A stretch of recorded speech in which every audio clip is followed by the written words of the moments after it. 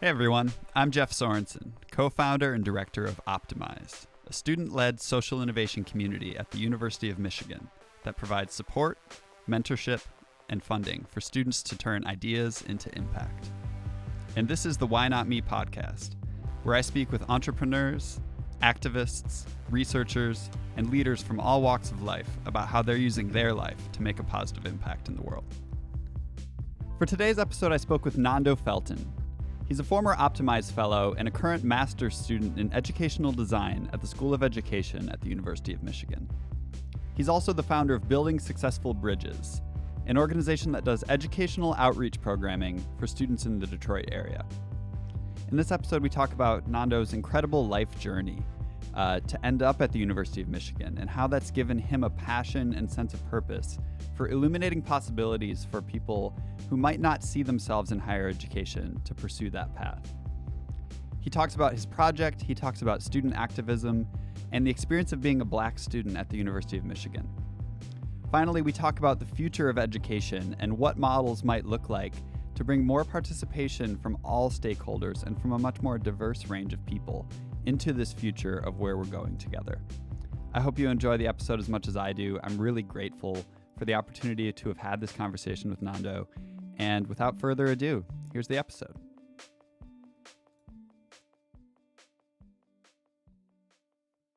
Nando Felten. Hey, how's welcome it to going? the pod. Thank you, Jeff, for having me. I've been looking forward to talking to you. Yeah, I appreciate it. I actually even, you were just telling me about your morning, but for my morning, I picked out a shirt specific for our episode. I haven't showed you this yet. Okay, I picked out a shirt too. Specific. Okay, yours says, I'm Nat, I'm Garvey, I'm Malcolm, I'm a liberator. Yeah. What does that mean to you? So for me, I remember growing up actually being adopted, but my adopted mother is a very important role in my life, and she taught me the ways of, being an advocate for my community in a sense of standing up for anything you see unjust and unfit.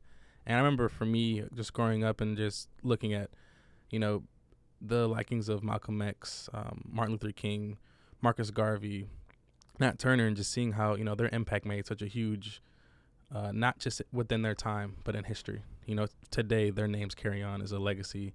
And I always wanted to be just 1% of what these people were, in the sense of freeing our mind, just understanding that, we do have a place in this earth. It doesn't matter where you come from.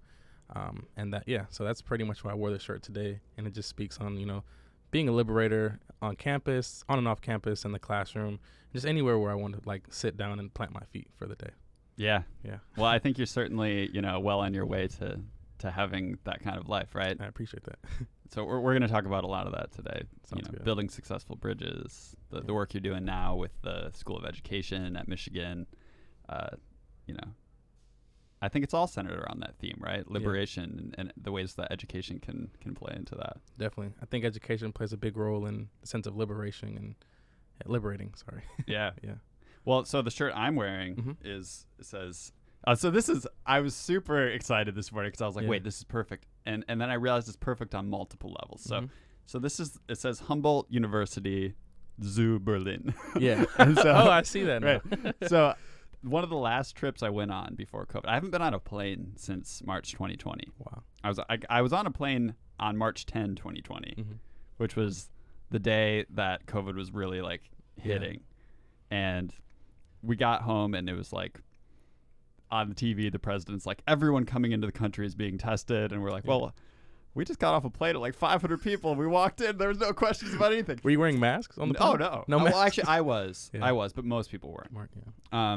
I was just because I was feeling a little sick anyway. But anyway, that was not even the Berlin trip. But I went to Berlin a few months before that. And I didn't have a huge agenda for what I wanted to do.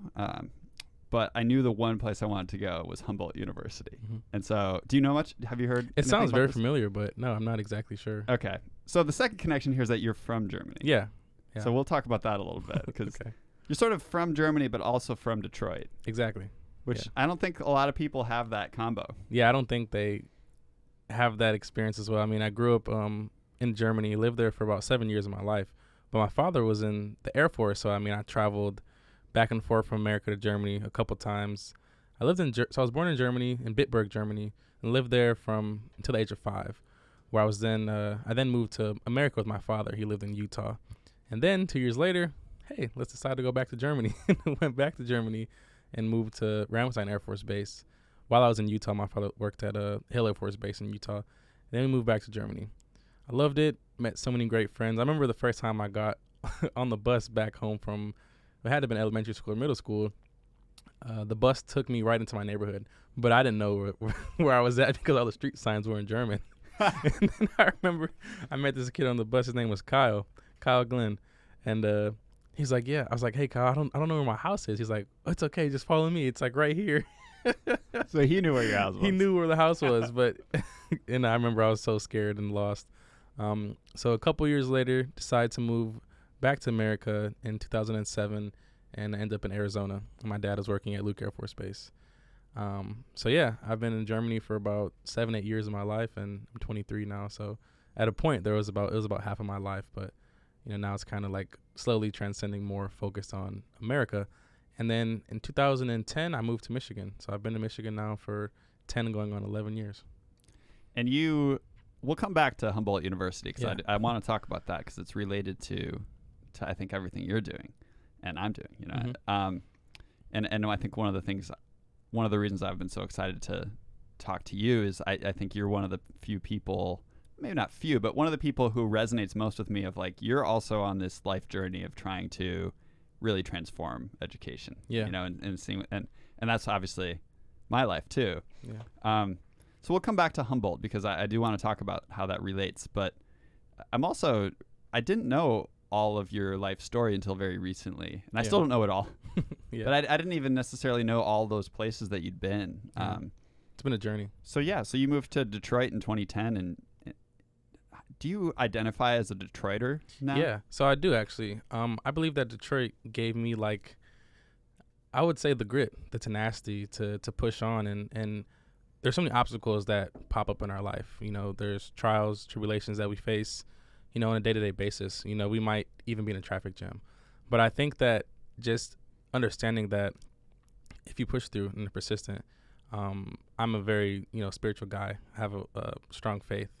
And I realized that, coming from Detroit, it's beautiful. It's a beauty in the struggle.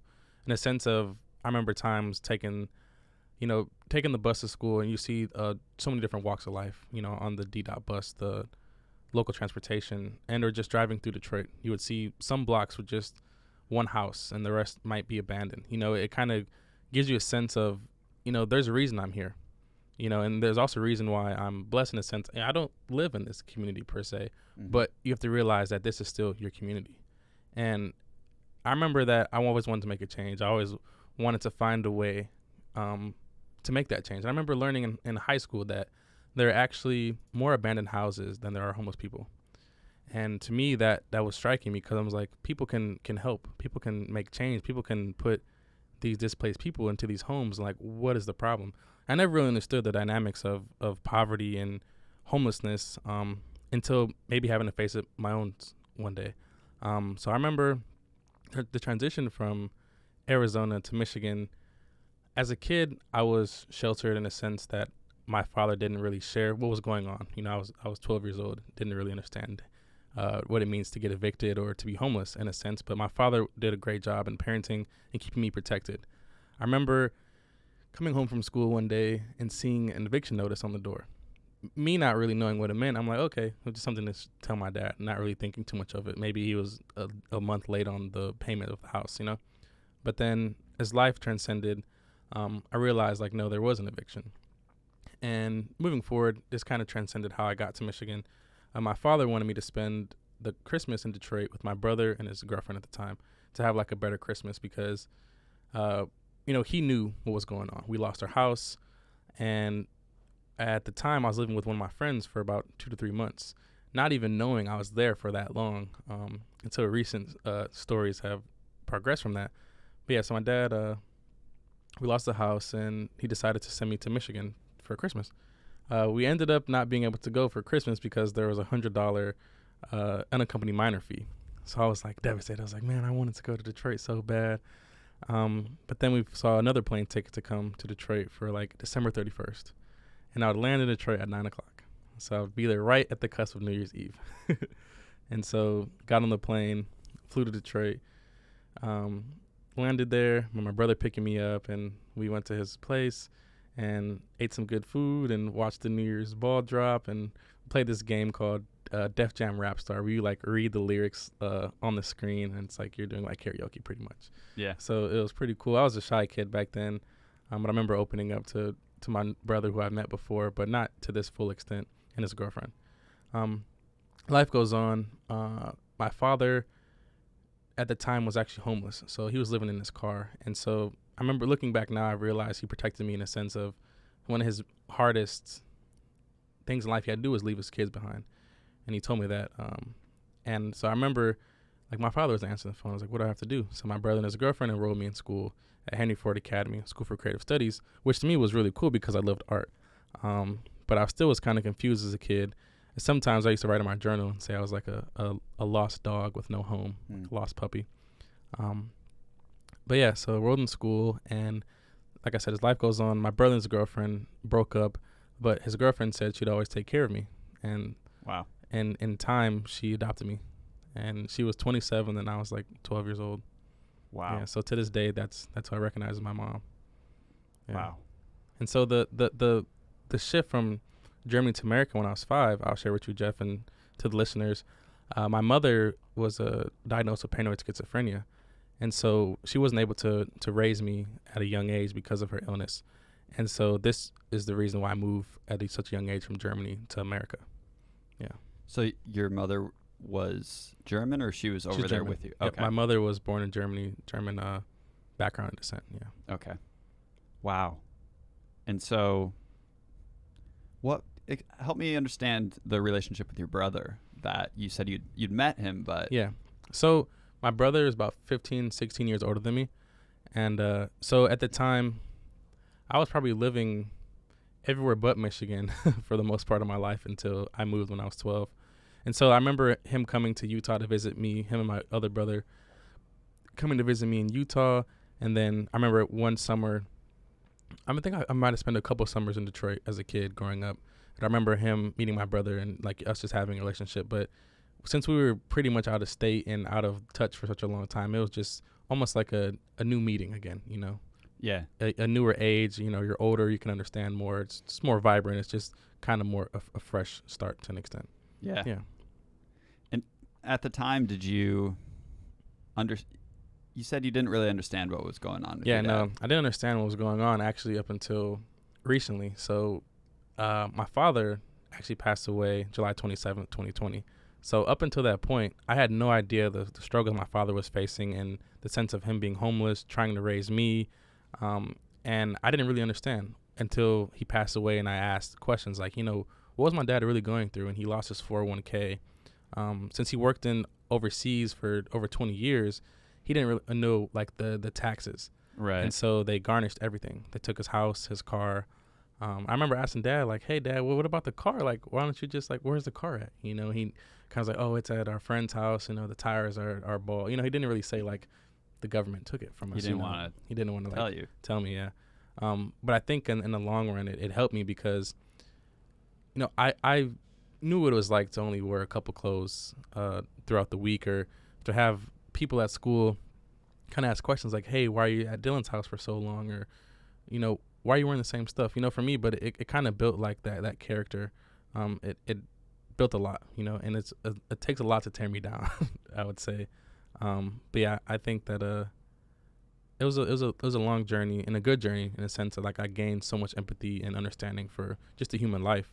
And that kind of is a way too. I remember being in school, still maintaining like satisfactory grades, like being on the dean's list, even though I was going through all these circumstances, but staying protected. In a sense, my father wasn't kind of sharing every detail with me. Yeah. And, you know, it seems to me that that's not the norm to be on the dean's list when you're going through all that. Yeah, so that we can even speak on the transition to Michigan. I remember writing in my journal. My adopted mother always wanted me to have a journal. So she saw that I came from a lot of trauma, not really realizing I did, but she saw how, you know, as an adult, you kind of see everything going on, you know. And so I was always journal. And I remember writing in my journal that I would graduate high school as a valedictorian with a 4.0.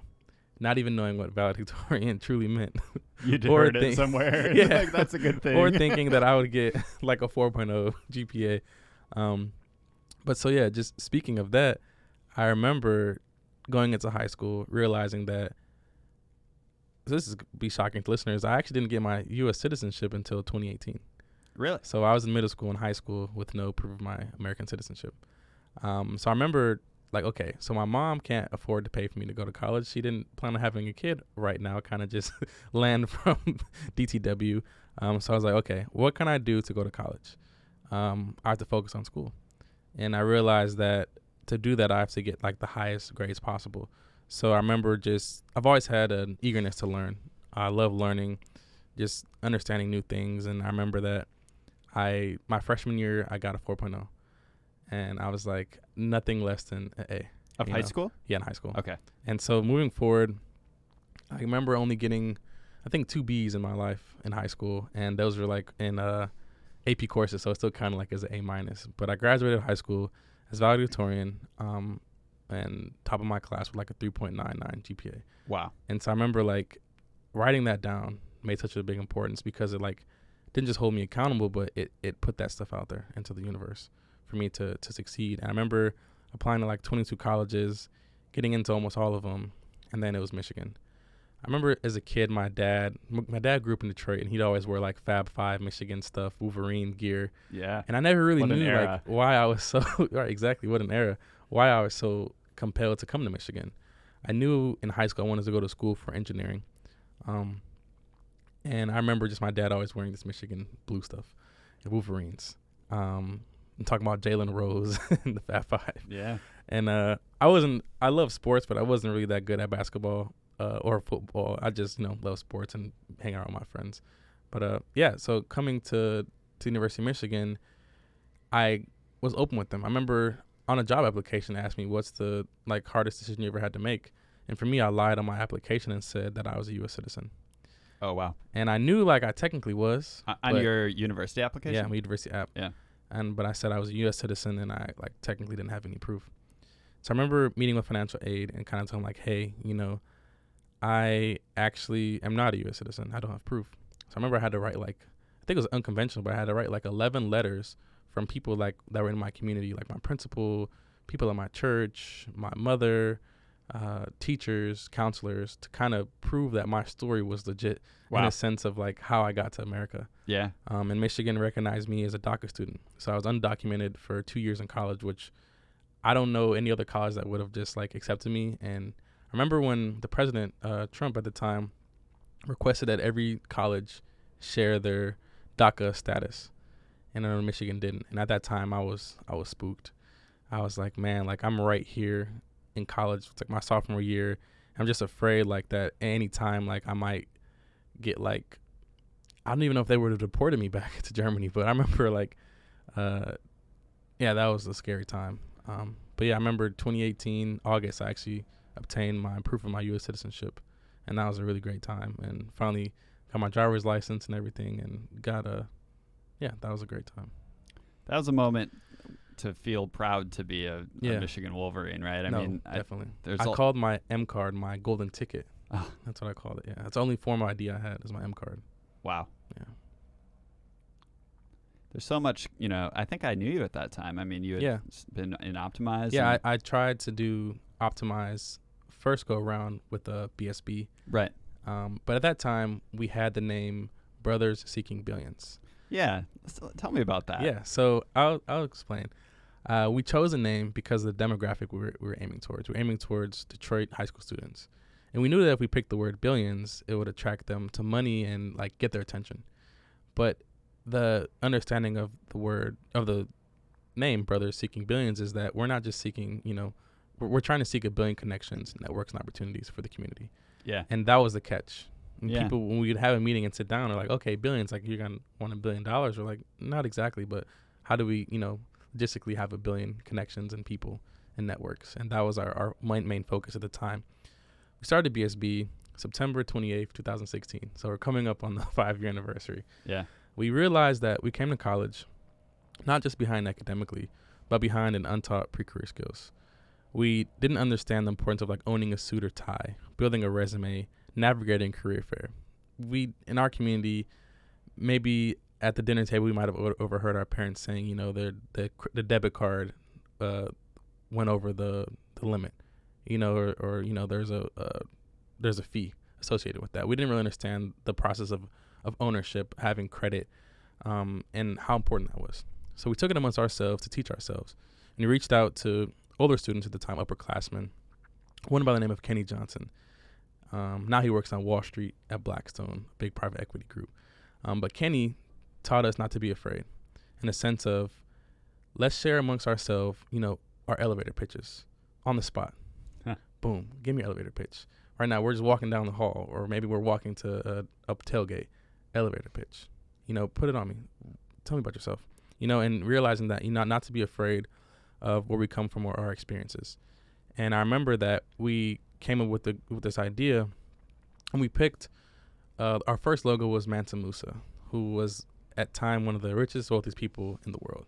But what we realized in researching him was that how he spread education and knowledge through tons of parts of Africa, and how his existence is still around and known for wealth, but I think the more deeper understanding is it's known for sharing knowledge and building universities and building schools along the way as he gave money away.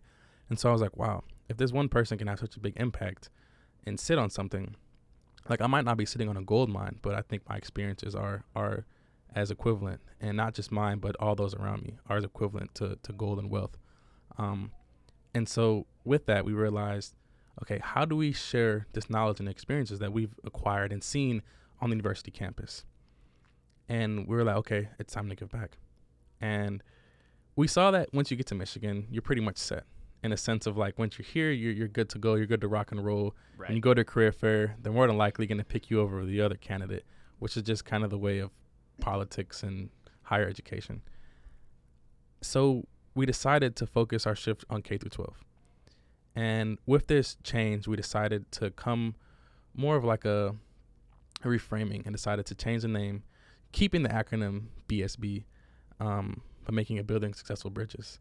I remember we had a meeting, and we used to meet like in random classrooms in Angel Hall. At the time, you were able to like kind of pick the lock with your M card and go into the classrooms.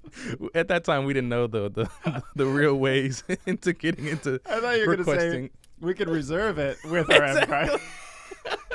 No, we're going to use this. We're going to use this as a lockpick. So, I mean, the custodians, they all knew us. We would always be in Angel Hall. The custodians were like, how did they get in here? Well, the door was unlocked. I remember they changed all the locks, I think for all the buildings. But so we would have meetings in there after all of us were done with class. It would be late. And I remember Devin, one of the co-founders, there's 10 of us. With the group still, there's 3 of us that are like on the main team, Kingsley and Darrell. But everyone still has a big role in a sense of like they're still there within our own community and group space. Remember Devin Harris, we were in a meeting trying to figure out how we're going to name this new org. And he was like, building successful bridges. He just blurted it out. And we're like, what did you just say? You know, and from that point forward, we're like, beautiful. That's the word. That's the name we're going to go with. And it connects so much to this concept that's so powerful, you know, of it's not just about, you know, promotion and recruitment. It's also about that whole experience of helping someone get into a new environment. And then once they're here on the other side of the bridge, what does that look like? You can't just be you don't want to walk over a bridge and then fall off the cliff, right? You need to have something on the other side. And so we're actually doing a lot of work with transfer bridges and using that metaphor as a way to think about program design too. And it's now, as you know, a core part of Optimize is that we're running one of the, you know, largest community college transfer programs at Michigan. Wow. And it's transfer bridges. That's what we're calling it, you know, and it's not just us, but yeah, I mean, that concept is huge. And you made that switch after you'd been in Optimize. I remember you were Brothers Seeking Billions. Yeah, we were in Optimize at first and kind of just not really knowing like I said, before we spoke on the recording, BSB turned into an idea, into reality. I never knew the impact that BSB could make, you know, on and or off the campus, because we just had an idea of how do we give back to the community that we just left from. How do we reach back and pick up the person that's, you know, next to come? And with that being said, we saw the importance of BSB and the importance of having representation in the classroom, the importance of exposing students to things that they have not been exposed to. So with newly being established, and when we were in the cohort of Optimize, and we won the challenge, one of 35 teams to be out of 300 plus student organizations on campus to be awarded. We won a $9,000 grant. And this helped us towards hosting high school students in Metro Detroit area on campus and expose them to necessary collegiate resources. And I remember right after that, like, BSB just like took off. We were in a meeting. We just went to so many events. Like, I can't even really explain, but we were like at a big meeting in Detroit, and this guy who started a program in Sacramento called Improve Your Tomorrow flew us out to California, where we shared a story and facilitated a workshop about imposter syndrome. And we met with over 100 11th and 12th graders from across the Sacramento area high schools at Sacramento State University. And I remember just talking to these students and letting them know that, don't be afraid of where you come from. Don't be afraid to share your story. And I saw how important it was to be able to represent, the minority population in a classroom space or in a learning space. Because right now, if you look at statistics and research, roughly 70 to 80% of teachers are white Christian women. Less than 2% of those are black males. Wow. Yeah. That's incredible when you think about the diversity of the country. Yeah, it is. And even just state by state.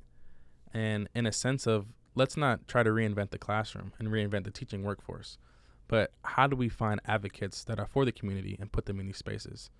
Because my main goal is to make learning subconscious. How to make learning engaging and fun.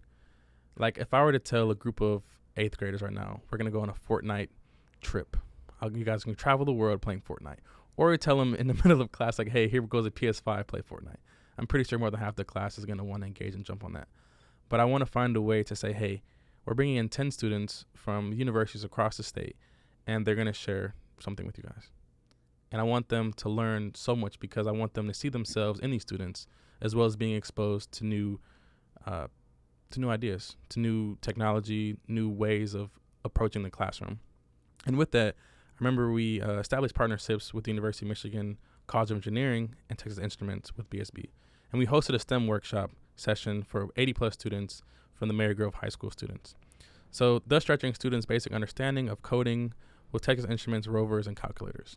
I remember meeting with these newly incoming high school students and asking them, like, how many of you guys have ever worked, on a project like this and learned about engineering?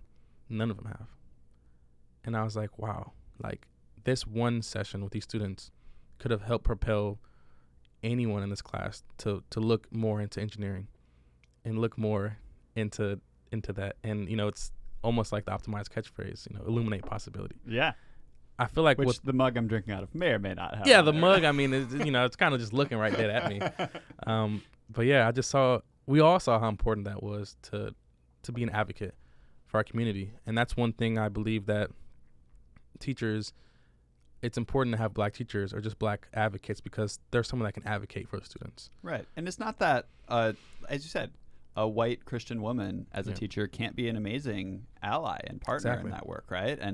But there's something different for a black high school student to see you or someone in BSB. Such close proximity to their age too. We're not that far removed in age difference. Yeah.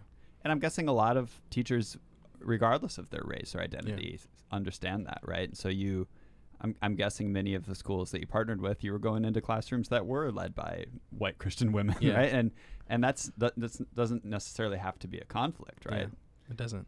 Yeah, it's a sense of, learning doesn't stop once you leave the classroom. And I think a lot of parents and students kind of think that once you leave out of a classroom, education and learning stops, but it continues and it's more important, especially in the summertime. But like I said, goal is to make education subconscious in a sense of making it fun and engaging. And I want students to learn without even thinking they're learning. Yeah. Because it's that lack of exposure that students have to a lot of amazing things out there. So you've ended up doing, sessions with students from more than 50 schools. Yeah, you said, and across the country. Yeah, and largely in Southeast Michigan, but also California, and it strikes me, as you've been telling me this story, the power of an individual person. It's this kind of this cliche, the power of one, but it's the optimized phrase again. Why not me, right? Yeah. And what impact can I make? And it doesn't mean that any individual is going to be, like you said, Malcolm, right? Yeah. That only a few people historically end up being that kind of person, right? He is there for a reason, right? It's him. Yeah. And there's all kinds of factors that go into that. Some of which is just luck, right? It's like who's gonna be the historically remembered figure, Right. But behind those, not even behind, just less visible in the historical framework are the Kennys, right? Mm-hmm. Or you, or your mom, your adopted mom, who just listening through that story of thinking about, okay, so you end up now in classrooms with kids, illuminating possibilities for them, right? Exactly. And making them maybe believe in themselves of what they can do, and maybe helping them feel they belong along that bridge, right? Yeah. But then, even before that, when you're a first year student and you meet Kenny and you're on the way to the tailgate and he's quizzing you on your elevator pitch, like that's not normal. Yeah. like that's a special person who does that for you and for others around, and even before that, it's for someone like your adopted mom to meet you as the girlfriend of your brother. Yeah. It's unconventional. And then they break up, and she says, "I'm going to adopt you." Yeah. That's incredible, right? And she might not go down in history, but all of these things are people along the way who then make it possible for you to inspire a kid in a classroom who might have never thought that they could go to college. Exactly. They might have never seen themselves in industries that they don't see themselves a lot. So one thing, starting my grad school program in the winter, but doing like a soft launch into it, and realizing that the higher up you go, the less you see. Meaning that the higher up you go as a black person in America, the less of you see. In my classes, even in my cohort, I think I'm the only black student. Really? No other black female, other black males in my actual focus group of my graduate major. And for me, I remember coming to college and being in the summer bridge program and almost being confused because there were so many minorities within that summer bridge program. Right. And then I remember the summer classes started, and I was like, whoa, the cafeteria took a shift from minority to familiarity to like, whoa, it's like a lot of white kids. The fall classes. Yeah. No, there were summer classes. And then fall's even a whole additional. And fall was like it made you feel like you don't belong. That's kind of how I got there. I remember feeling in the summer like, wow, we're here. Like, we're actually at the University of Michigan. Like, this is all we thought about as kids and in our college applications. Like, are we actually going to get in? And then we're finally here. And then you have this sense of, do I really belong here? You walk around campus, you might not see a familiar face the whole day. Yeah. Or we have these certain local meetup spots, like in the basement of the Union before it was renovated. Or now it's Trotter, the multicultural space on campus. But, there's been a lot of times where students, might not have seen themselves in certain spaces. Yeah, that's one of the challenges of the Summer Bridge program, I know, and that program's incredible. Speaking of bridges, right? Exactly. I mean, that's Speaking been of there bridges, for a long time. That helped bridge me to where I'm at now as well. Yeah, and it grew out of the Black Action Movement. Exactly. I mean, it's that history is deeply embedded in Black students and faculty and staff on campus, even as a very small minority here, creating a huge change. And this program is just one of the many things that came from that. Right. I mean, the reverberations of that are still happening today.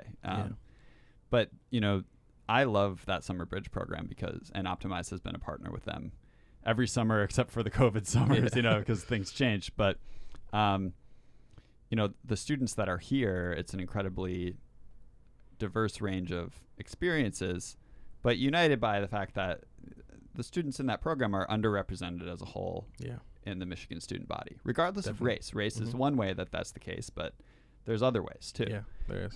Class, and life experiences, right? And it's sort of this amazing time for students in that program. And you can tell, I've been, like, as I've said, working with those students, but then you start to see this shock of when everyone comes back. Yeah. Not everyone else comes back. And you realize, this group I've been a part of is actually kind of a small percentage of the overall. Yeah. So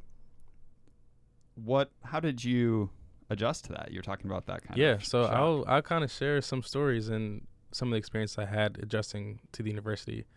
I think I remember a very impactful moment was when Obama left office and Donald Trump came in. I think on campus for most of us, it was kind of a dark, scary hours, in a sense that people were flying Confederate flags out of their dorm windows. And even during that time. Really? Yeah. Here? Right down the street on, Madison, outside of South Quad and West Quad. I didn't know that. Yeah, they were flying Trump poster flags, and just kind of emphasized. It's one thing to if you voted for Trump to fly a Trump poster. It's another thing to hang a Confederate flag out your window. Yeah, and it kind of. It was a sad time. I remember all of us were in the former Trotter building, the black community, not all of us, but a big percentage of us. And we were watching, Hillary Clinton and Donald Trump, the college electoral votes, going back and forth. And what year is this for you? 2016. But at Michigan. It's my freshman year. Okay. So this is freshman year, two months into school. I mean, you talk about transitions normally from the summer bridge program into the fall. Yeah. But fall 2016 is a year that no one's going to forget anytime soon, regardless of where you were. I feel like everyone knew where they were at during the time the new president-elect was into office. Yeah, and campus was, I'm never going to forget that. Yeah, and I've been here since 2009, and that year for me stands out, this, honestly, 2020 obviously stands out as well. We've had a lot of weird years. No one was here. I don't think anyone was here, Jeff. This is my first time back on campus in a year and a half, being in a classroom. Right. But, okay. So we've got a very weird context overall and an even bigger adjustment. So I'm sorry, go ahead. Yeah, no. So progressing into that, then there comes the liberator we spoke about earlier in me. Seeing that there were still so many unjust things going on campus. And for me, I remember my biggest fear was I wasn't a citizen. And would the university blacklist me if I decided to speak up and take action?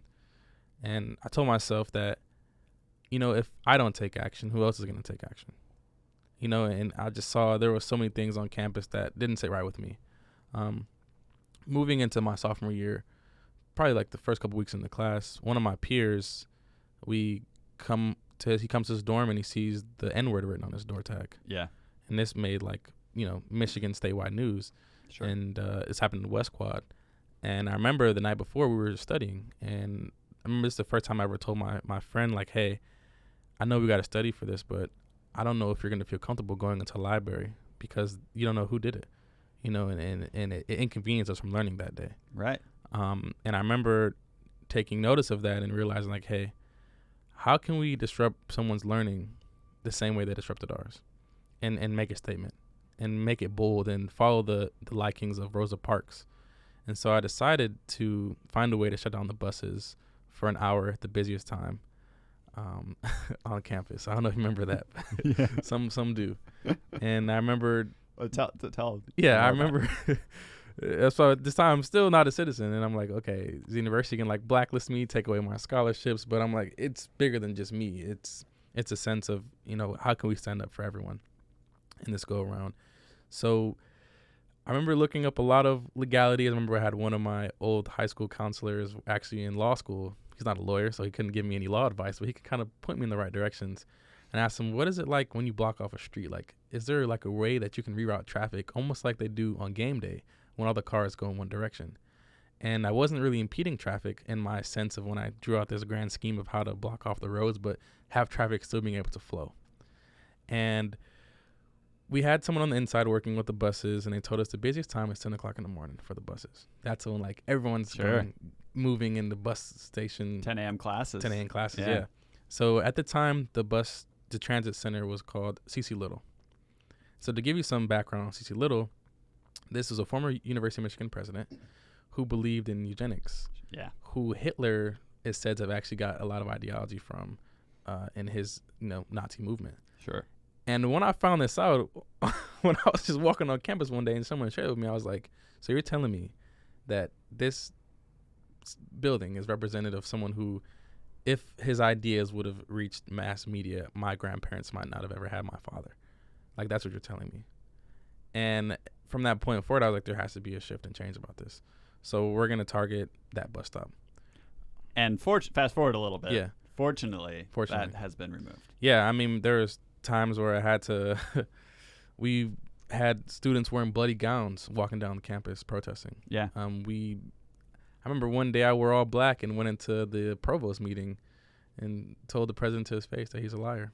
And I told him, I was like, President, what would it feel like every day if your students are walking to Hitler Station? And I had to find a way to, in a sense, gain empathy with the president, in a sense of, this is what it feels like for my community. Every day we're subconsciously saying, hey, meet me at CC Little, meet me there. Yeah. That's like, hey, meet me at Hitler Station, meet me at Adolf. And I had to do it. I had to share what it felt like, because I didn't know any other way that it could transcend and give that message of like, hey, this has to be taken down because it represents something that it's like, it's like horrible, Yeah.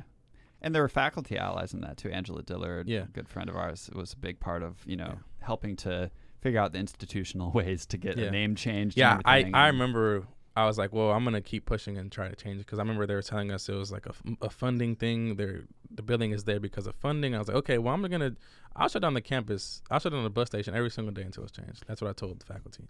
So was that was related? So that was also related to the incident in West Quad, incident, as well as the changing of the name and the change. Yeah, I remember there was a lot going on all at once, right? Yeah. If like we're having these incidents, and it wasn't the first one. Yeah, but we had a string of things like that. Yeah, even like Dana, he kneeled on campus for over 20 hours. Yes. Yeah. So that's another friend of yours. Appear, yeah. Appear. Yeah. I remember that, and that's not easy on the knees. Yeah, it's not. And he made a bold statement. I don't remember what his statement was, but if I can interpret it, it's like from what came, how the president and faculty and staff, it's so hard to get their attention. Yeah. But I think before all these events, they really were listening to students and not realizing that students are the power. If all of us decide not to go to class one day, if no one decides to come to Optimize, like what is going to happen? Yeah. So realizing that, we have the power in a sense of we can make that change. Students have more power than they realize, I think, Exactly. and one of the things that I try to do, and what I like about what you're talking about here, one of the things I try to do is try to help students think about what is the actual outcome that you're hoping for, right? Because just expressing anger doesn't actually accomplish much, and it can actually make things worse for yourself too. Out of emotion, we can make a lot of mistakes. Yeah, and I've done it. I've done it, right? So and so what you're talking about here of saying, can we disrupt, going back to shutting down the buses, can we disrupt your learning for an hour and your being everyone on campus, right? Basically, in the way that ours was disrupted by that, as you said. And it's not out of vengeance, right? It's out of, I need you to understand. Exactly. Right? Because for me, as, a white man on campus, and not that that's my whole identity, right? But for me to read that was heart-wrenching, right? And I didn't know your friend personally, but as obviously I'm an ally to Black students on campus in many ways, and he was actually a founding member of BSB. Oh, yeah. I didn't realize that. Yeah, he was. Yeah. So, I didn't make and obviously in the news report it didn't say whose dorm it was. So I didn't know who it was. But for me, it was a hard thing to read. But I was able to go about my day. Yeah. Right? It wasn't like, who did this? Will I see them? But for him and for you and for many other Black students on campus, maybe most Black students on campus, that's a disruption, as you said. And it's not just something where it's like, oh, don't be emotional. It's like, no, this materially affects my ability to succeed for the purpose I'm here, right? Like, I'm here to get my education, and now I'm not able to do that the way that I want to, and that's a real tangible material effect of racism, right? And it wastes your time. It wastes, right? And so for you to do what you did, which tell me about how it actually ended up. So yeah, so I remember kind of walking around campus, like I would go to like all the student meetings, like, hey, I have a presentation to share. Let me upload my Google Drive real quick and pull it up. And it was me sharing how we would shut down the buses on a certain particular day at a certain particular time, with the idea that I want every student, because we're inconvenienced to learn. Right now, we don't have any safe space to learn on campus, so I want us to sit down in the middle of the bus stop and do our homework, study. Because at the time, you know, the same way you said, Jeff, you could get up and read it and say that's sad and continue with your life. It was hard for us to realize, like, where can we actually study on campus? Where are we safe? Right. Where are we going to sit when no one's going to pick at us or point at us or stare at us? Like, what are they doing here?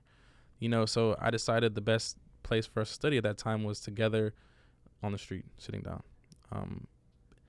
And I remember it was hot that day too. It was really hot. It was really hot. You got a good protest. You got to suffer a little bit. It was really hot that day. A hot September day. But yeah, I remember it was beautiful in a sense of just making a demonstration, a peaceful demonstration. We had our white allies blocking the rows of posters, you know. Yeah, just reminiscing on it. It was important that we made those decisions to go forth, and it wasn't just my idea or backing. I mean, I had so many supporters in the sense I couldn't just block all the buses myself. You know, it was an effort, and at times I was afraid to say like, hey, you know, I helped lead this, but I think it's in the past, and I'm able to like come out and say, hey, like I led it, like not to say like, hey, University of Michigan, I was the one that did it. You know, not to incriminate myself, but at the time, it was almost incriminating, but I still felt that, you know, if something happened, I would have made a just change, and the name did get changed eventually. Yeah. You know. Yeah. So for anyone listening who, you know, doesn't remember the specifics of the event, so it's a big group of people across the road on North U. Yeah. Studying. Yeah, sitting down. What a statement. Yeah, and having allies block off the buses. Yeah. I remember like just seeing, and the bus drivers just sat there. They're like, well, it's shut down. Like we're gonna just. And some of them would turn around, and it was nice. The police came, and, you know, they were saying they were here to protect us and stuff. But I spoke to them a little bit and just saying, yeah, we're just studying, you know. We're not harming anyone. The traffic is redirected, and, you know, it can move freely because they can go around one of the, like, adjacent streets. Sure. So it's just the buses that were actually shut down. Yeah, just the actual buses. And students were like, how are we going to get to class? Yeah. Well, but that was the intended audience, right? And so, I mean, the thoughtfulness of that, like, look, if you're trying to get to the hospital or you're trying to get to, like, you go this way, right? Like, there's still a way to go, you know. Right. I remember they rerouted the buses to like drop off at other locations during that time. It was pretty cool. Like, wow, they got this pretty fast. So that's another impact, is you got to have people rerouting and everything. Oh, well, that's I didn't expect for us to go on this tangent, but I'm glad we did, because I think that there's a lot to process in that of, you know. Yeah. How do you do something that makes a real strong, powerful statement actually affects change in the ways that you want? Exactly. And it was part of a bigger effort. You know, there's a lot, as I said, with faculty and staff as well going on with you know, trying to get what's now called, I think, the something North University building. The nub. Literally, the North University building. It needs another name change. Yeah. We need a donor. I like that, though. I like that. The nub. Yeah. So... well, so, you know, this has been really awesome for me to, you know, learn more of your story, and you know, I want to talk more about kind of what you're doing now and how it really finally come back to my shirt here and is with Humboldt University in a minute, but you know, sticking on that idea though, that, you know, one person can make such an impact. Can you tell me more about your mom? Yeah, my adopted mom. Yeah. So for her, she's, I think, played like one of the most pivotal roles in my life, in a sense that she took me when she was 27. So now I'm 23. I could never imagine adopting a 12-year-old in like 4 years' time. But yeah, she always said that my father raised me, and she just took what was there and built upon it. You know, she helped me understand. So one thing she always said is put everything in perspective. Now, the hardest part is keeping it there. But you can put everything in perspective, but you got to keep it there. And this followed me today, and for the days to come, of just putting everything in the perspective, realizing that I'm a blessing, and I'm to bless others as well. I'm blessed, so be a blessing. And so, yeah, she's helped me. I remember trying to go to high school, and she wanted to put me in the best high school possible. This was at the time was West Bloomfield International Academy. I remember seeing how hard she was advocating for me to go to these schools. Hey, my son has a great GPA. He's top of his middle school class. Why won't you let him in the door? And I learned about this redlining and zoning thing, that you have to be within the community to, in a sense, get the best education. And that fueled me. I remember from that day seeing my mom advocate so hard for me, and me wanting to learn, and her not really understanding everything that went into the education system, and me at the time just being a product of, to an extent, a public charter school in Detroit that was ran by an outside organization. Was it NHA by chance? I don't know exactly the organization. We don't need to go into that. Yeah, but I still love and appreciate all my teachers, and especially my principal, and I actually am working with him today. But I think that without my mother, I wouldn't be here, who I am today. I feel like she always says that, Nando, you'd always would have been successful. But I think it just is a big circle to end up back in Michigan, where my father was born, and to be attending, at the time I wanted to go to school for engineering, and to be attending one of the top universities for engineering across America. But I remember my shift changed from engineering to education about 2 years into college, 2 to 3, actually 3 years into college. I remember I was so afraid to my mom, hey, I'm changing from engineering to being an educator. And I remember her response was that's amazing. You got to follow your heart and not be afraid to what people will say. I remember I felt like I was choosing to be an engineer, not because of my character, but for reputation. In a sense, if you tell someone, hey, Jeff, I'm a mechanical engineer, oh, you're so smart, that's so hard, you're doing great, you're going to make so much money. But if you tell someone, hey, Jeff, I'm going to school for education, they're like, oh, man, that sucks, you're going to be poor, you're going to be a broke teacher. I want to kind of change that narrative, because I believe at the end of the day, once you follow your heart, everything else will fall in place. In a sense of, I want to make a change just within just one student. If I can help inspire 100 or even 1,000, that my goal is just one. And my mom always believed in me. She was my biggest advocate. She was always say she's not my best friend, but she's my best friend. In a sense of, she's gonna be there, support for me in the wrong and or the right. And having someone like that believes in you no matter what, even knowing all your trials and tribulations, and still believing in you to pursue your dreams, to not give up, to not be afraid. I can't thank her enough. She sounds like an amazing person. Yeah, she is amazing. Yeah, I feel like I'm a reflection of her.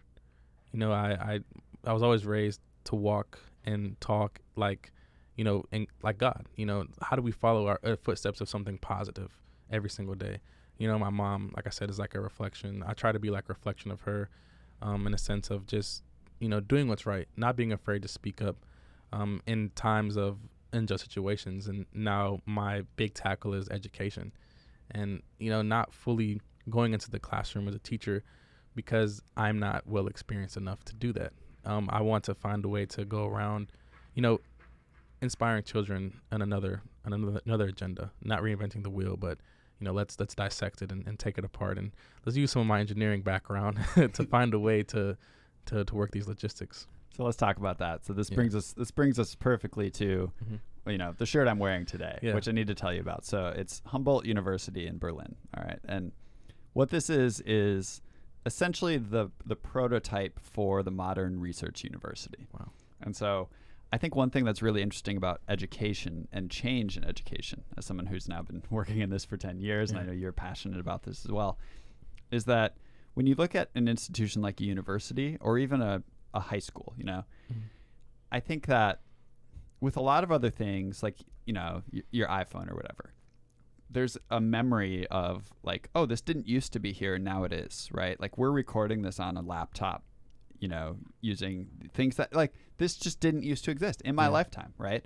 And so for me, it's oh, this is new, and you think this is where change can happen, right? I can create change here. But when you think about a university or a school, I mean, part of the whole brand is this idea that like it's been here forever and it'll be here forever. Yeah. You know, and we think, well, it's just always been this way. So this is how it has to be, right? And what I love, and the reason why I had to go to Humboldt when I was in Berlin, and why I love wearing this shirt, is it's a reminder to me that no, actually, this was created, you know, in the 19th century. And at the time, it was a radical idea. The idea that you would combine research and education together. Like, that was just not done. The initial colleges were created for religious purposes. And Harvard and sort of the early ones, and even earlier than that, Oxford and Cambridge in the UK, were basically to, you know, deliver knowledge to clergy, you know, and after that to, you know, to people who were wealthy and just wanted to know how to absorb the received knowledge of the time, and it wasn't going to change. It was very static, and it was basically like, how do you absorb what we already know? And this is what we know.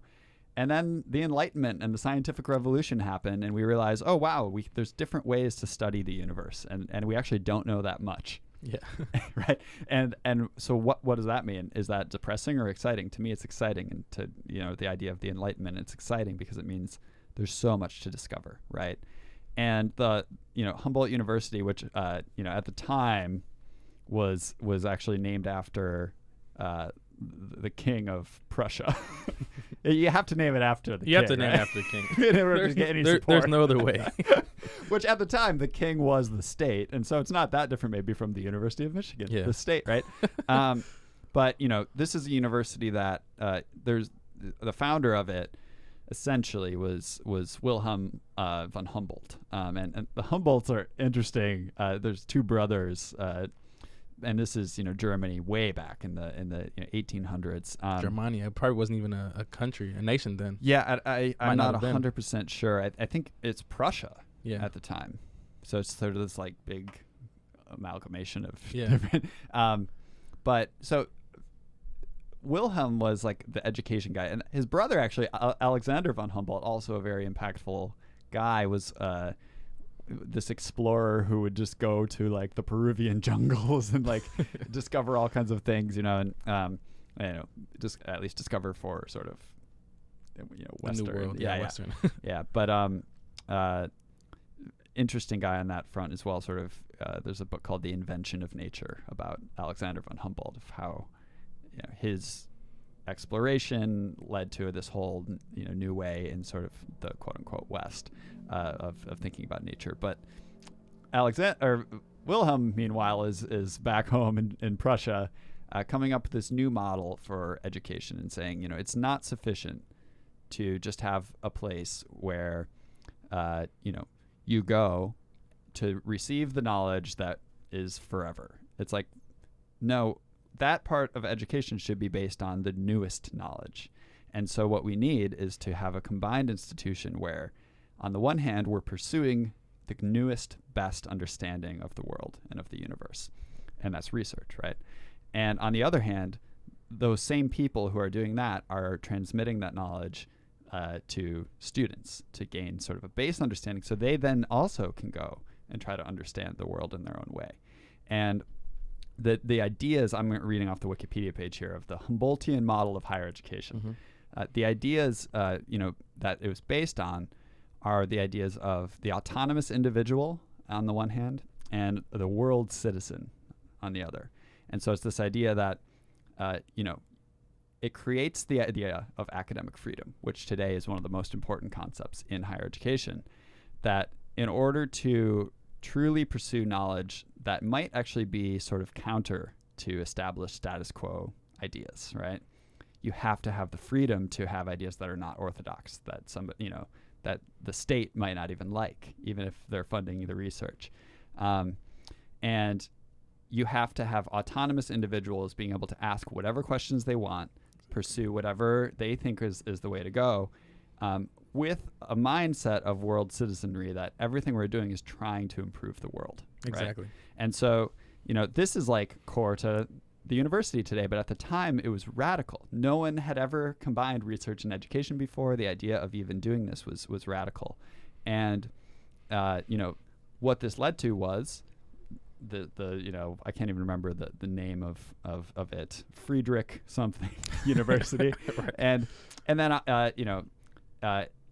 there was a time, when the Nazis took power, and then this university actually closed, and then it reopened after the fall of the Third Reich as the Free University of Berlin for a period of time, and then was eventually named after Humboldt as sort of a nod to the initial purposes of it. Wow. And so the reason why I go so deep into that, and the list of alumni from this school and researchers from the school is just, it's incredible.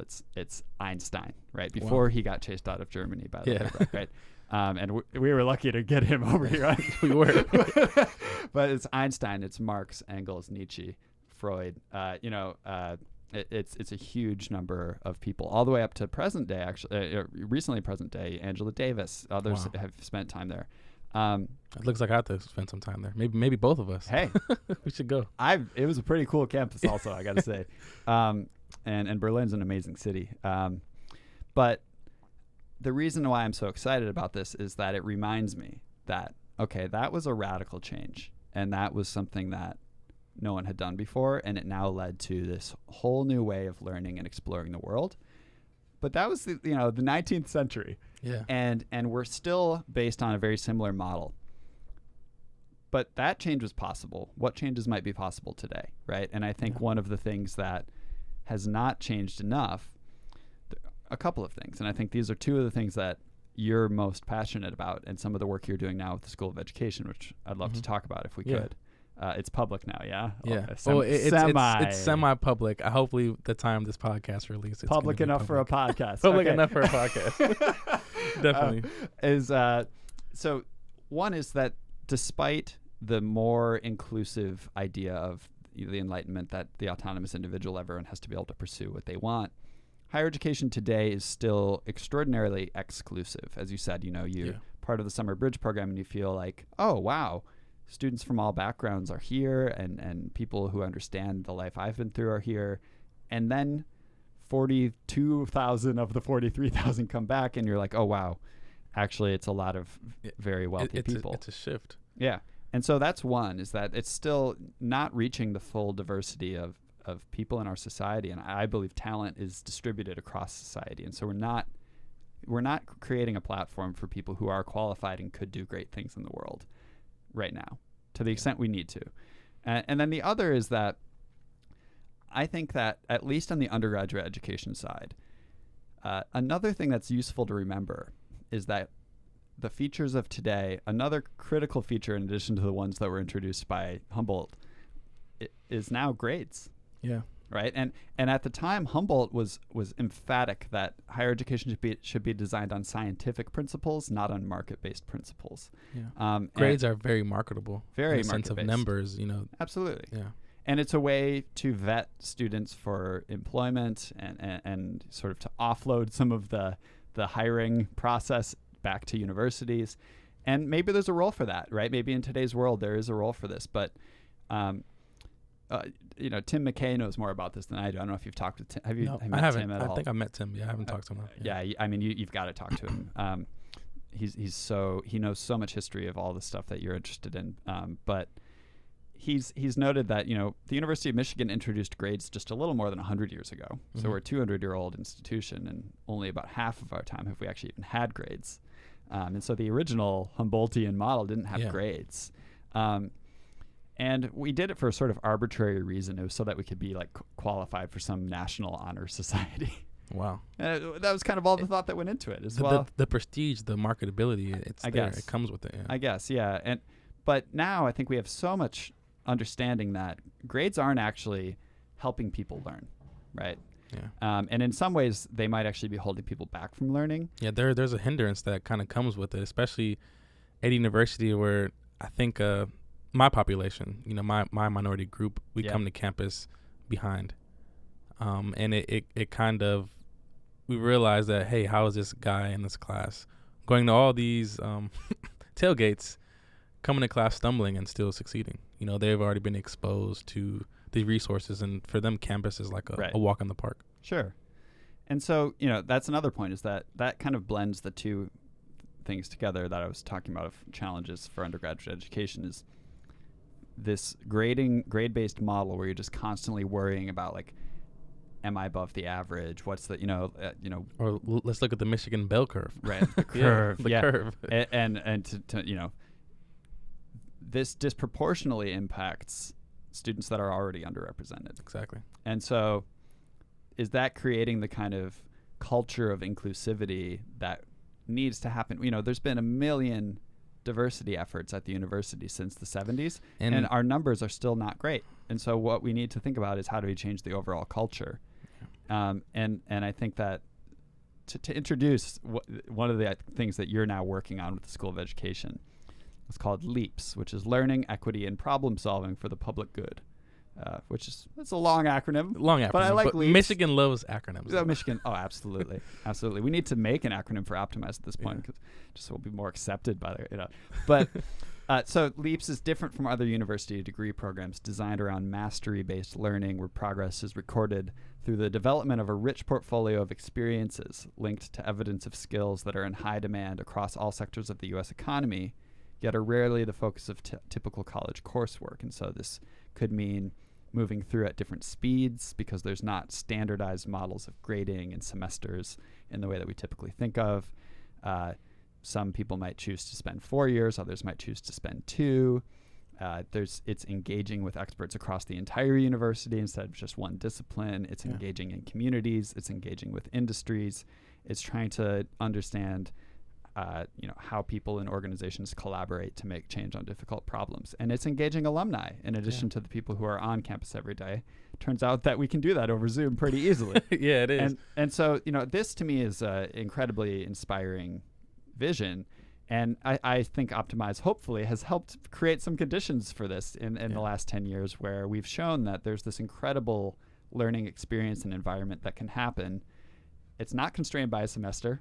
Yeah. Optimize goes across semesters. It doesn't matter. It's not constrained by grades. It's not any one discipline. But what we've been doing is co-curricular. And so a student still has to be at the university doing their normal sort of degree program, and then they can do Optimize. And what we found is a lot of students say, well, Optimize was the main thing for me. Yeah. Which now what we're seeing here with LEAPS is this is the main thing. This would be a degree program. So you wouldn't actually have to have grades at all. Yeah. Okay. So with that, tell me about it. How'd you get involved, and what's going on? I mean, it kind of just stems back to the idea of BSB. Even the collaboration with Optimize when we joined in the cohort. In the same sense, I said that I'm a reflection of my mother. I feel that these Optimize groups are a reflection of Optimize, and a reflection of the community that we learned so much to try to cultivate and advocate for. I thought that BSB would just be an idea and an effort, hopefully outlive me while I'm in college, and turn into something more tangible in the sense of, we have this great idea. We've seen with our own experiences that we can make this positive change amongst not just our community, but it can be emulated and replicated. And it's free. We don't have to charge anything for this curriculum. Like, how do we just get it out there? Yeah. If everyone could just do this, I think, we all think that it can make an impact of change, positive change. But coming full circle, we never thought that BSB would get recognized and to help serve, this community, the University of Michigan, on this grand scale. Sure. So I work with faculty in School of Education, Leslie Herncall. She's amazing. And is this before or after you joined the master's program? This is before. Okay. So I met Leslie actually at a community event. So this is why it all entails and comes back to community. We were actually at a community event in Ypsilanti, Michigan at Park Ridge Community Center. At the time, I was interning at a program called Telling It through the RC, where I taught trauma-informed based learning. RC is the residential college, which yeah. has its whole additional impact on and the that's university. exactly so. When I switched majors, I switched to RC. Okay. And within the RC, I was able to pick my major focus of education policy. So that was really cool that I was able to be a part of that, and then go to school right across the street in the School of Ed. So and was that sort of a create your own kind of major? Or yeah. So within the RC, you're able to write a thesis and to pick a focus, and you will pick about, I think, like 30 credits to like whatever major you have that focus in. And mine was education, and there wasn't really an undergraduate education major. Yeah. And so now being able to work on an undergraduate education major, like again, it comes full circle because I would have loved to work on this major. And with this new LEAPS program that we're helping design, BSB was selected by Leslie, and she spoke really highly of us because we've been working together now for the past 2 years on projects like Zoom engagement, and just finding the right time and place to launch something like this. Sharing ideas, sharing workshops, sharing ways to inspire the youth. And Leslie realizes that her position as, a white woman, a lot older than most of us, she realizes that, there's a need for students who are more accessible, more close proximity, more culturally aware than the students that we're trying to serve and represent. So again, coming full circle, BSB working with the School of Education, working with the dean, the assistant dean, and faculty and staff. Yeah. You go ahead. And faculty from across the university. I saw Exactly. Barry Fishman's involved as well. He's, Yeah. Yeah. Okay. Yeah. So it's just incredible that, we can help make this change. And I think it's important for the university to have chosen, not just us, but a group of students who empathize and focus on, trying to cultivate, giving back in a sense of like, how do we do a grassroots approach? Something that I know Optimize, the Detroit-based team, loves the grassroots approach because it's genuine and real. Let's not try to fabricate something and take it away. A lot of times with research, what I've seen on academic and education, higher education standpoint, is that researchers, educators, go into a classroom trying to find something that they can take away. In a sense of, no, how do I go into a classroom and leave something behind for students, something tangible? Because the numbers, the statistics that we gather and take away, we're not leaving anything for students to build upon. It's like they're guinea pigs. Yeah, it's almost like that world citizen piece of the initial idea had been warped. I don't know if it was entirely forgotten, because I think anyone who's doing research that involves people, and especially communities, I mean, these are hard things to research, right? Like, if you're at, like, I've got a friend who's doing, epigenetics, right? Wow. So he's in the lab studying tiny little things all the time about how, if you introduce this protein, how does it change our genes? It's actually amazing. But that's one scale, right? And you're not doing a ton of harm to people, at least at this, when you're doing the research. Maybe if you get it wrong, and you could, but when you're dealing with people or communities, psychology, sociology, any sort of community engagement, even if your goals are to do research that benefits the world and benefits the public and maybe even benefits that community, you need to remember that the process of doing the research also has an effect, and it can be positive or negative. And so, like you said, you use the guinea pig term. In a lot of labs in the natural sciences, mice are used for research purposes, right? And a lot of times we do things to mice in the name of advancing science to benefit humans and the planet. Yeah. We do things to mice that aren't so great, right? That we wouldn't want to do to humans, but that's accepted as part of the process. And there's some people who aren't all that happy about that, right? But when you're working with communities, that's a whole different thing. You can't treat them like mice. And I'm not saying that researchers have so little care behind what they do, but I think you're right that there are many parts of the state of Michigan where if you're wearing the block M, you've got trust to build rather than bringing trust. Yeah. And it's not that it can't be built, but I think that what you're onto is really, really important, that the way that this engagement happens has to factor in the immediate impact with the community. And it can't just be saying, I'm trying to get something from you so that someday later I'll publish a paper that will help you. It has to be a much more immediate beneficial interaction, I think. Yeah, we have to realize our target audience, and the same way that you said, we spoke on grades being marketable, how can we tailor, an idea or a project, to our target audience? How do we market them? How do we market this towards them? The same way, when I first started BSB, I thought, hey, it'd be so cool to walk into a classroom with a full blown suit on, tie and everything, And then I remember I went back to my high school, I think, for like the first ever engagement. And I'm like, this is cool, but like, I think I'm gonna come back like in sneakers next time. Oh yeah, graphic tees. This is a huge thing for me because I'm now living this. I don't have it right now, but most days you see a little hanger there. Yeah. I've got like a nice shirt that I just keep in the office because most of the time if I'm with students and I'm wearing like a nice shirt and blazer, like people are like, you're in like, what are you, an administrator? Right. And not that people don't like administrators, they just don't think of them as peers, you know? And so I wear t-shirts and jeans and everything like that.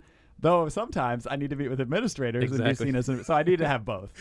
Which is how you present yourself is important. And I think that that's something that's so exciting about this LEAPS, you know, program, which I want to hear a little bit more detail on like the concrete, like what's this going to look like. But to see one thing that as I now am embracing my identity as a university administrator, I think I thought of myself as like this rogue, like student kind of like creating a student-led thing for a decade. But now I'm like, wait a minute. Now I've actually kind of gotten there where I wanted to be. And I'm a university administrator. And my role is to make sure that I'm creating conditions for other students to try to do what I did and be leaders of creating the kinds of changes in undergraduate education and graduate education that we believe in, and that, you know, you really have to trust students much more than I think administrators have typically trusted students to actually say, you might have really good ideas and you might be able to shape this program in ways that we wouldn't have thought of. And we'll do it together because, you know, administrators have a lot of background and experience too, but you don't see it often. Usually it's just a top-down kind of design and saying the students will want it.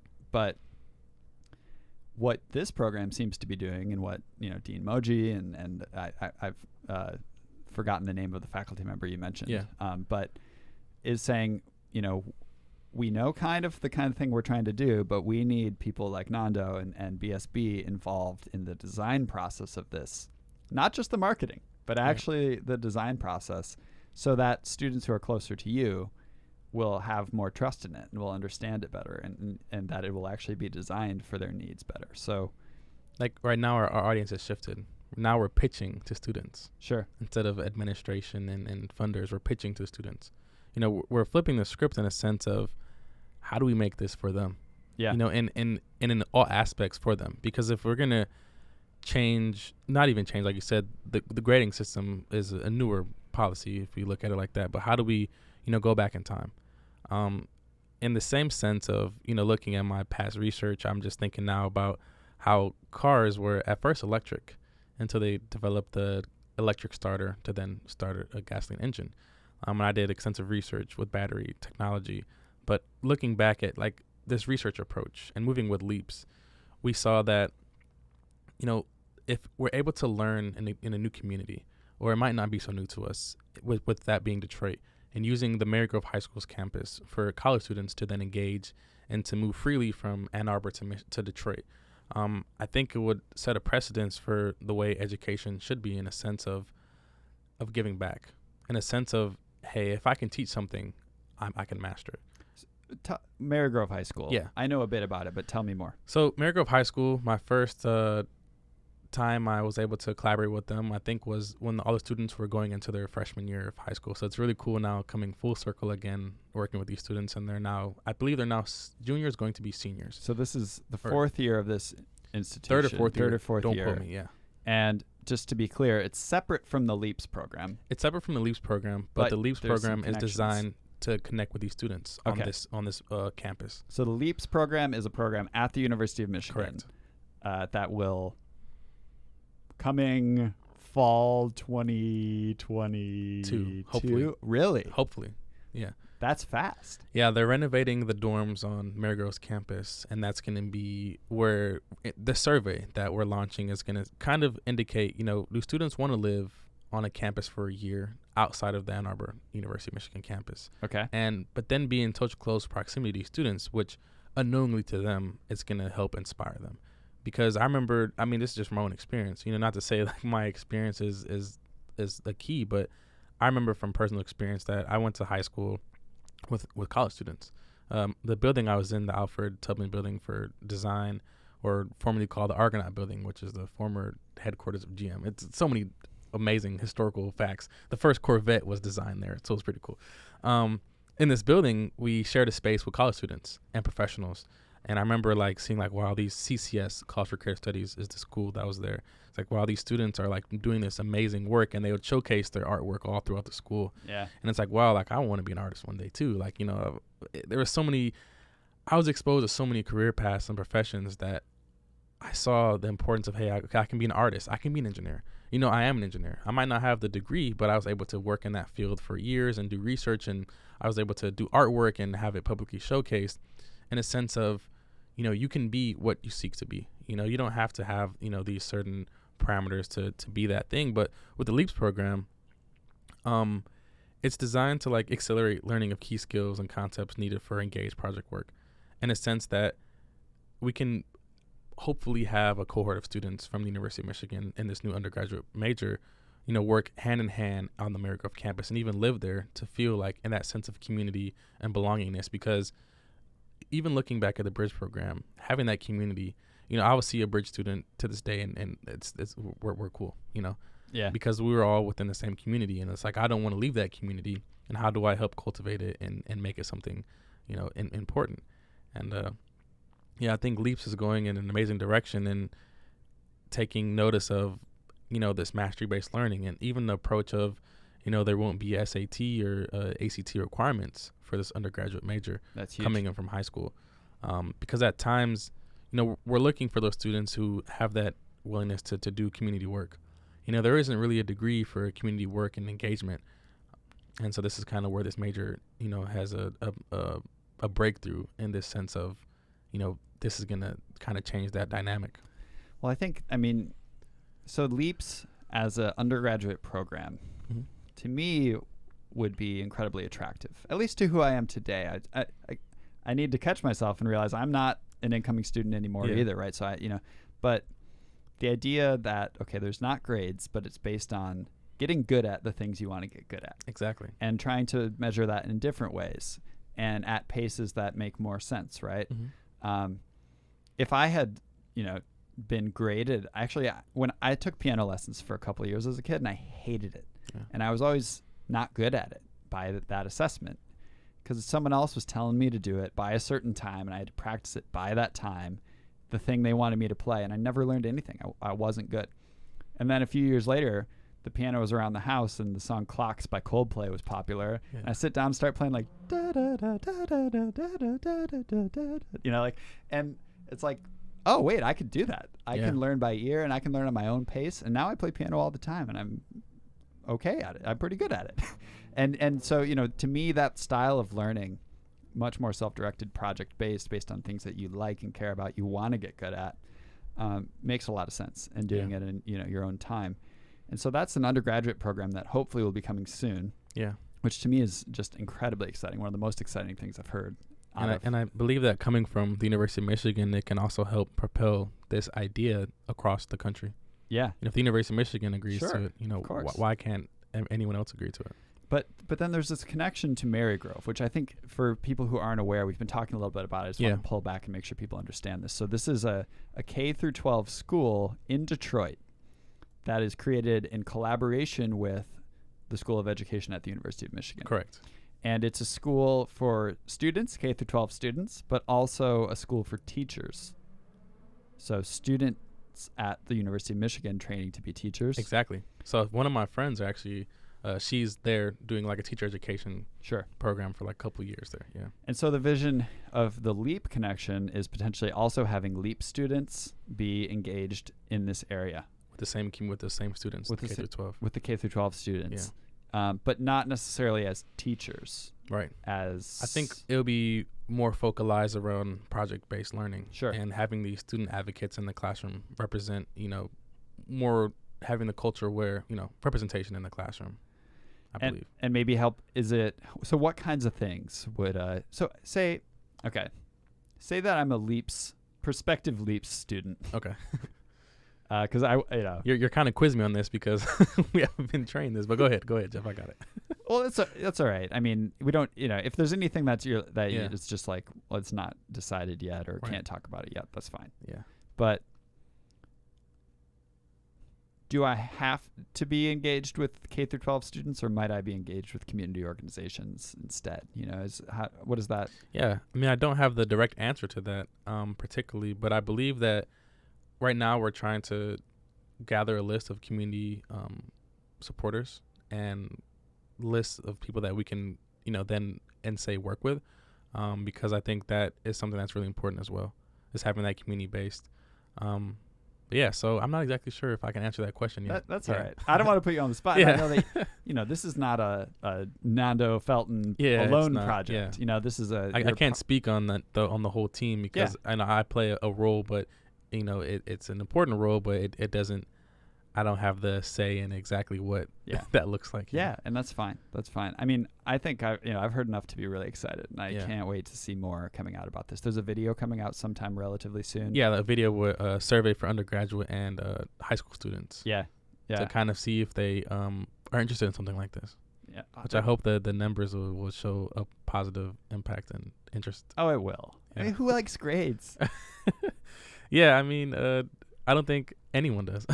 No. Even I remember even coming from a valedictorian standpoint, I didn't like that. It was cool. I can't say it wasn't cool, but I didn't like the separation that it caused. And even a not a hierarchy, but almost are you better than me?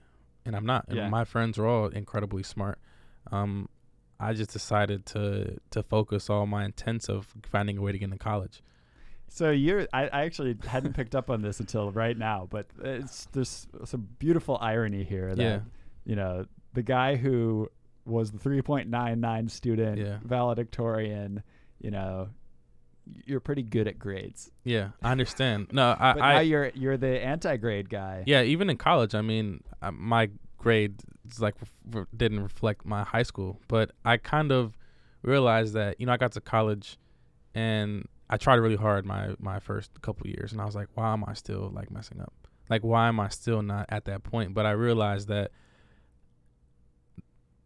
I don't want to say my high school didn't prepare me, but I mean, it didn't. It didn't prepare me for the rigorous math courses, the extensive, writing and reading, just the level of Michigan classes compared to other universities that I would say is different. It kind of puts it a cut above everyone else.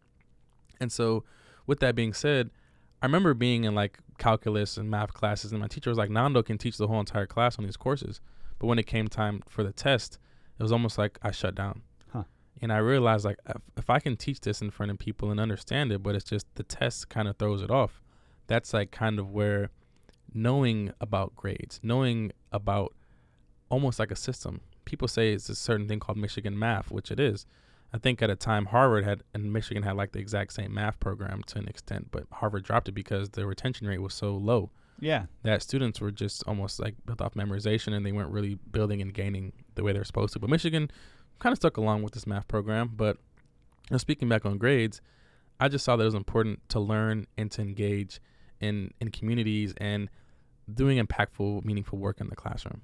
Because grades, to an extent, are important for satisfactory things like financial aid and scholarships and so forth. But I feel if we just press more towards the mastery-based learning in a sense of, hey, let's do this for a real reason, not just to get these grades to boast, to get land this great job, but what are we really doing this for? And you don't want to. So much of what's happening with grades now is people cram something into a very short-term memory kind of place. Exactly. Do it for the test, and then actually don't really retain it and don't use it for anything. And it's not applicable. And so many of those tests are designed to trick you and and it's not building toward a long-term sustainable path of I want to be good at this thing for a reason, right? And it doesn't mean that you have to use it in your life every day directly, but you have to find a way into a narrative it's going to help me do something that I care about. So I think we could keep going for a long time. I just want to share one thing. Imagine taking that idea and then teaching students. Imagine cramming one night for first day class, cramming and packing all the stuff in and then trying to teach someone. I feel that's a reason why, these grades to an extent shouldn't exist, because the same sense of students trying to cram and pack and memorize. Imagine doing that in the professional world, Jeff. Yeah. You're trying to cram, pack, and memorize everything for Optimize, but it's not like that. It's a living experience. It's a daily practice. Yeah. Right, and it's like breathing. That's why breathing's so important. I mean, so many different traditions, have breathing practices, and I've got my own breathing practice every morning. Although I forgot to do it this morning because I was in a rush to get here. I actually do a breathing practice before I go to sleep, and it helps really well. What do you do? I just take I try to take maybe like 5 or 6 deep breaths, so I can kind of get like that breathing just down to like more of a sleeping state. Yeah, I do that too. You do too? It's like it gets your like parasympathetic part of your nervous system going or something like that. I'm not an expert, but I don't try to like hold my breath, but I was like, hey, how can I slow it down? Just taking some deep breaths. Yeah. I actually do hold my breath in the mornings. Really? I do this thing where it's called Wim Hof Method, which I don't know if I fully endorse, but I endorse this part of it, which is, you do like 25 like deep in, deep out as fast, kind of pretty fast, and then you hold after the last one for a while. And I just love the focus that it like it trains my focus, because if I'm not focused, I've talked about this in like each of the last 3 podcast episodes, but I'm excited by it. If I'm not focused, I can only hold my breath for like a little more than a minute. You know, if my brain's everywhere and I'm getting distracted and I'm moving all around, if I have to pee, I have to pee right now, which is part of the reason why we have to wrap this up. But, but if I'm focused, I can now go. The other day I did 3 minutes 11 seconds hold, and then did another few rounds of that. And there's something to that of like being able to really force yourself into a focused state where you have to focus. Right. But then at night, I do like very slow. I try to like breathe in as slowly and as long as I can, and then exhale as slowly and as long as I can for like 3 or 4 breaths, because it does the same for me. It just gets me into a more sort of calm state. Calm state before to sleep. Yeah. So, well, with that, we can end on a calm state. This has been wonderful, and I think I really, really appreciate you telling your story, and I feel like I know you a lot better than at the start of this conversation, and inspired by how you've translated that into paying it forward to so many people. I mean, so many kids now have had this experience that they are able to see possibility that they didn't see before. And this LEAPS program that you're a part of helping to get off the ground is something I definitely want to support and be a part of however I can once it gets going. It's going to be amazing. Yeah, and it seems like there could be really natural integrations with Optimize, so we should definitely talk more about the community partnership, just the whole, definitely. Yeah. And even if, some students end up going to community college before they come to Michigan, I can see this being that bridge. It could be a really interesting place for community college students to potentially get plugged in. And as you know, we just want to keep growing that. So I wrote a ridiculous funding proposal to try to get way more funds for community college students the other day. So, Nando, fantastic having you. Thank you, Jeff. Thanks for making the time. And thanks for listening, everyone. Take care, everybody. Episode. I don't know what episode. Here's what we're doing. We're going to record a few, and once we have like 5 really good ones, we're going to like go out with them. So I think this definitely qualifies as one of the really good ones. So sounds good. All right. Thank you, Jeff. Thanks, Nando. Take care, listeners.